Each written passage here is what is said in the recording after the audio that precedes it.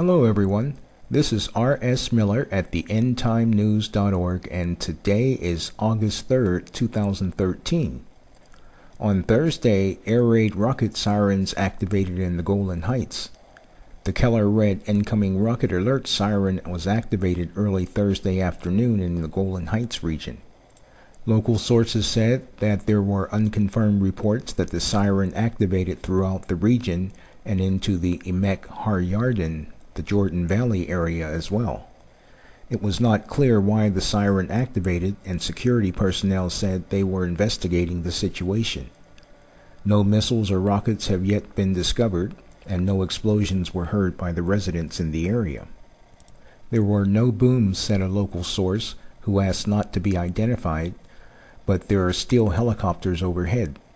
I guess they're checking the area to make sure that nothing landed. We have been unofficially told it was a false alarm. Like the residents of Sderot and others in the Gaza belt, those in the northern Golan Heights have just a few seconds in which to race for safety. He went on to say, "We have been warned in the past that if a missile is actually fired, we may not have time to wait for confirmation of an alert. So if we hear a siren or get an SMS, we just have to move and get to the safe room. That's what we did today. But there were no booms, and after a few minutes we left." Saudi weapons delivered to Al-Qaeda in northern Syria. According to a report by the Lebanese daily Al-Akhbar, the UN's information shows that the Al-Nusra Front and the Islamic Emirate of Iraq and Sham, affiliate of the terrorist Al-Qaeda organization, have a major part in the Saudi-shipped weapons cargo. Saudi Arabia has supplied the weapons from one of the East European countries, which were alleged to be shipped to the so-called moderate opposition forces who fight the Syrian government. But Riyadh has delivered them directly to the terrorist group, the report said on Wednesday. Earlier reports this month also said that Saudi Arabia had struck a deal with the Israeli army to buy weapons for militants fighting against the government of President Bashar al-Assad. Israeli radio reported that Saudi Arabia signed a $50 million deal with the Israeli army to supply the foreign-backed militants with old Israeli military equipment and arms. The report added that the weapons included different kinds of anti-tank missiles, military vehicles, artillery equipment, and night vision devices. The report came as the Daily Telegraph newspaper reported last month that Saudi Arabia has provided the Takfiri militants with Russian-made Kunkurs anti-tank missiles. It quoted militant sources as saying that they had received the first batch of the heavy weaponry from Saudi Arabia in the Syrian northern city of Aleppo. China is becoming increasingly irritated as the U.S. increases military assistance to the Philippines. The U.S. is increasing its annual military assistance to the Philippines from $30 million to about $50 million and may provide additional Hamilton-class cutters to help the island nation build a strong defense against China.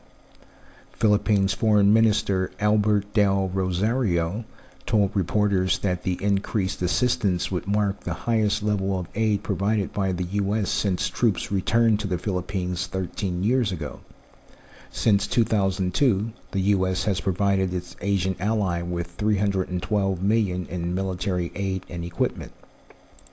Del Rosario told reporters that for military financing, it's an allocation that is worked out by the U.S. Congress, and it's usually for acquisition and maintenance. The funds will help Manila secure its maritime borders as tensions with China continue to rise. The Philippines is currently locked in a heated dispute with its neighbor over territorial claims in the South China Sea, particularly the resources-rich Scarborough Shoal and Second Thomas Shoal. The Philippines currently have 2 Hamilton-class cutters, which are the largest class of vessels in the country's navy. The 378-foot warships support helicopter deployment and allow troops to effectively patrol its maritime borders. Since they were considered old and inactive, the U.S. provided the 2 ships free of cost, but spent $25 million to refurbish them. Rosario said Manila might acquire a third Hamilton-class cutter to boost its patrols, but a senior military official told Reuters that the Philippines might instead use its new funds to equip its two vessels with a missile system. A United Nations report states that July has been the deadliest month in Iraq since 2008. The UN has released the latest casualty figures and expressed concern about the high number of dead and wounded who were killed in the month of July. According to the United Nations mission in Iraq, 1,057 Iraqis were killed and another 2,326 were wounded July 2013. The number of civilians, including civilian police, killed was 928, while the injured was 2,109. A further 129 members of the Iraqi security forces were also killed, and 217 were injured.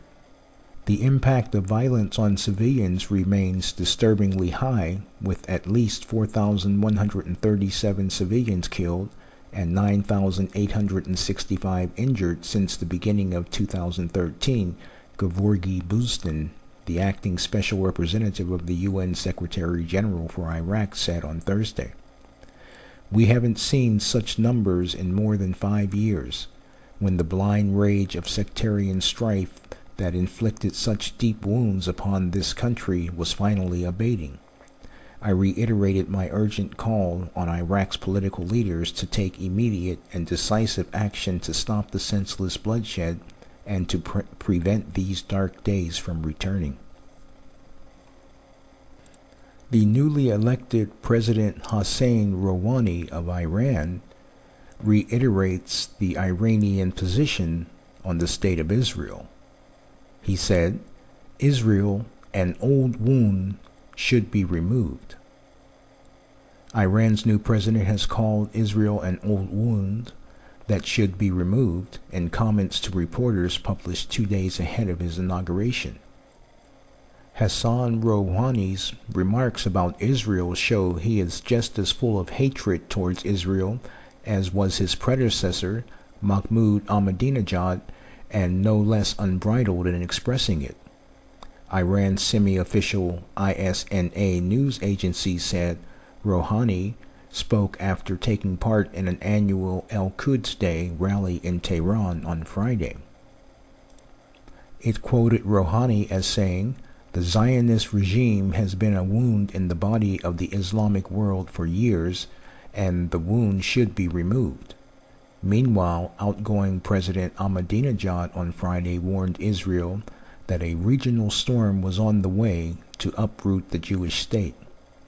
He said, "I will inform you with God as my witness, a devastating storm is on the way that will uproot the basis of Zionism," Ahmadinejad told the crowd at the annual Quds Day rallies.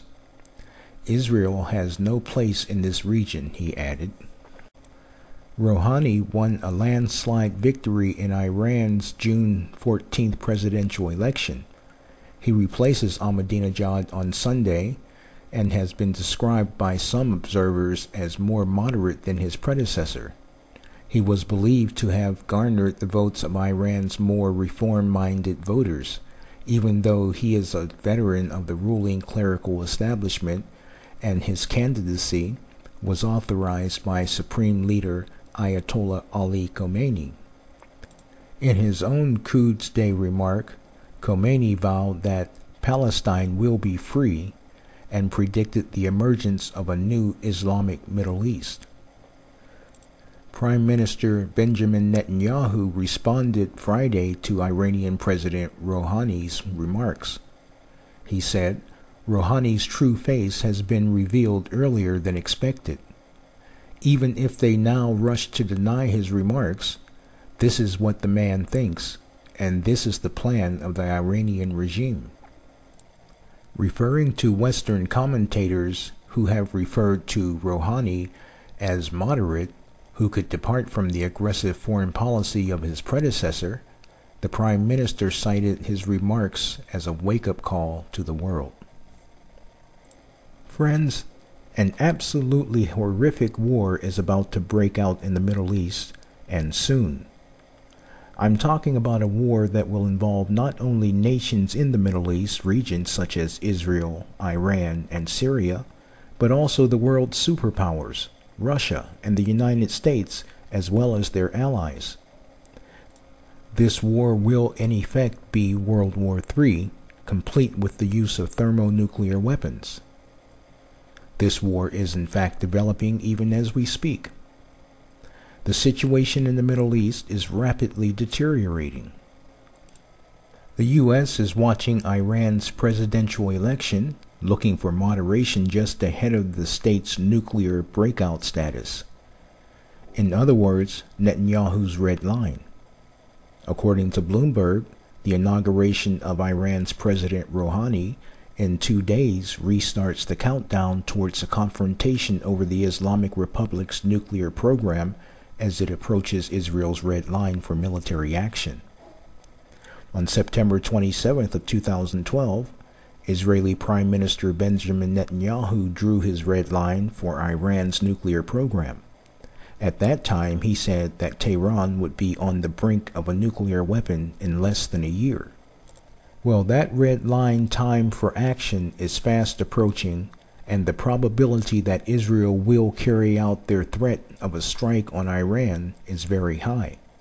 Recently, the Russians have sent advanced weaponry to Syria, which Israel had warned that they would take them out, and they did. Is there any doubt that a nuclear-armed Iran would be perceived by Israel as anything less than an existential threat? And truly, it would certainly be the case. The United States has just closed some of its embassies in the Middle Eastern region and issued a worldwide travel warning. The Brits and the French are also taking similar actions, or at least in Yemen they are. Whether it takes place now or later, nuclear war is coming, and the only thing that can prevent this inevitability is permanent peace with the Islamic world. But the Islamists don't want peace with Israel. What they want instead is Israel's total destruction. The Nation of Islam believes that once land becomes Islamic, it will always belong to Islam, and that true believers must reclaim that land at any and all costs. Their creed is to never give up and never make peace with their enemies. In an effort to continue the quest, much like Adolf Hitler did during his reign in Germany, they instill extremism and hatred in their young people. The Palestinians teach their children that the Jews are to be exterminated, that they are rats and pigs. They teach them how the earth itself will cry out for the death of the Jews. There's a song that Palestinian school children learn which helps to inspire this extremism and hatred. The song contains phrases something like this: a tree cry out, "Come, there is a Jew hiding behind me, come and kill him." And the stone says more or less the same thing. Some Palestinian children are sent to summer camps just like American children. But there is at least one major difference. Their kids are taught military tactics for the sole purpose of attacking and killing Jews. Islam intends to conquer the entire Middle East, and that means Israel must go. Even when the young people are learning geography in school, the maps show the state of Palestine. There is no two-state solution. The nation of Israel doesn't exist. The entire landmass known as Israel, Samaria, Judea, etc., as well as Gaza, are all covered in green colors of Islam, representing the nation of Palestine. The rhetoric that comes from the nation of Islam towards Israel clearly shows their intent. The former Iranian president, and more recently the newly elected Rouhani, as well as some of the leading Islamic clerics, including Ali Khamenei, have all stated in essence that Israel must be wiped off the map. Couple these extreme threats coming from Iran, as well as Hamas and Hezbollah, along with Iran's mad pursuit of acquiring a nuclear bomb and the Iranian leadership's well-established propensity towards lying, and you have a highly volatile situation, one that only requires a spark to engulf the entire world. The mostly Western nations are seeking to bring peace to the region don't realize what's really going on. There will be no permanent peace until Jesus comes back, although there will be the temporary peace of the Antichrist, who is already on the scene, even though he hasn't been revealed yet. It will be short-lived. His brand of peace will consist of a 7-year peace treaty, but will be broken in 3.5 years. Daniel 9:27, speaking of the Antichrist, "Then he shall confirm a covenant with many for 1 week, but in the middle of the week he shall bring an end to the sacrifice and offerings." I believe that the rebuilding of the Third Jewish Temple may well be part of this Antichrist peace treaty. The Jews will give up East Jerusalem, which they are fervently against, as well as other segments of Israel, for the guaranteed right to rebuild their temple on the Temple Mount. Currently, the Jews have very little access to their most holy site, which is also one of the icons of the nation of Israel itself. Even now, there's a growing movement among the Jews to retake control of the Temple Mount. In return for granting the Jews the right to rebuild the temple, the Palestinians will gain their much sought-after state of Palestine, with East Jerusalem as its capital. But of course for them, it's only the beginning of the conquest. For them, peace with Israel is not an option. Now, having said that, let me read to you some of what Shraga Blum, an independent journalist, wrote in an article for I-24 TV. Talks with Israel are simply another way of annihilating the Jewish state. The same day that the talks between the Israelis and the Arabs resumed in Washington, a Qassam rocket fired from the Gaza Strip landed in the southwest of Israel. It served as just a little reminder of the equation that has been governing the conflict since its origins more than a century ago. Terrorism has nothing to do with the struggle for peace, and the so-called occupation, quite the contrary. He goes on to write, "Proof can be simply deduced by studying the curve of terrorist acts and comparing it with talks or periods of political deadlock. The immediate conclusion is that the idea that negotiations will reduce violence is swept away by the facts. Israel has bitter experiences in this field. It is precisely during periods of intense diplomatic activity or around the signing of agreements that the number of anti-Israeli attacks grows significantly. The most telling examples of those are of the Oslo Accords in 1993, the Camp David negotiations in 2000, or the Gaza disengagement in 2005. 3 key dates that mark a clear revival of anti-Jewish terrorism.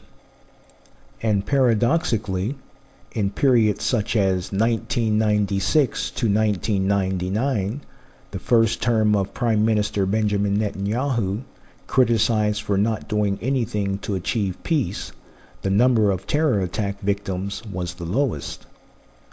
How is it then that in a paradoxical way, negotiation periods are accompanied by an upsurge of violence by terrorists? Simply because the perpetrators remind the entire world that the origin and purpose of the conflict is to eventually annihilate the state of Israel.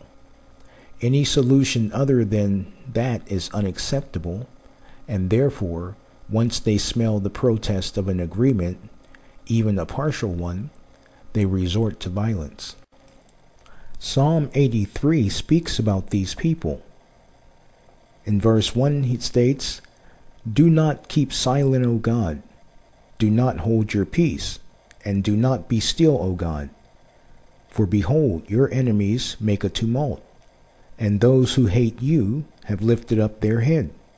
They have taken crafty counsel against your people, and consulted together against your sheltered ones. They have said, Come, and let us cut them off from being a nation, that the name of Israel may be remembered no more. For they have consulted together with one consent. They form a confederacy against you, and this is who the who is. The tents of Edom and the Ishmaelites, Moab and the Hagarites, Jabal, Ammon, Amalek, Philistia, with the inhabitants of Tyre. Assyria also has joined them. Permanent peace in the Middle East is merely a pipe dream.